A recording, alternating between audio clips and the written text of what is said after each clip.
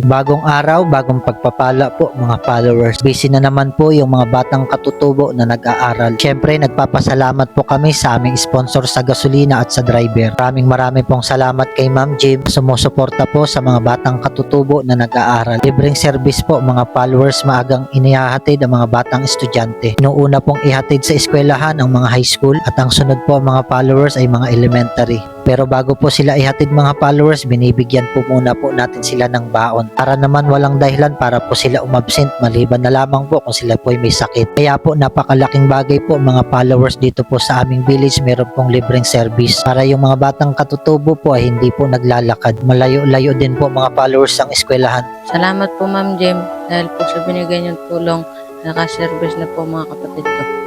Maraming salamat po, Ma'am Jen. Hindi, sa service po, hindi na po ako naglalakad. Maraming salamat po, Ma'am Jen, sa tinulong niyo po sa aming batang katutubo na nag-aaral. Salamat po, Ma'am Jen. Libre na po ang aming service, hindi na po ako naglalakad.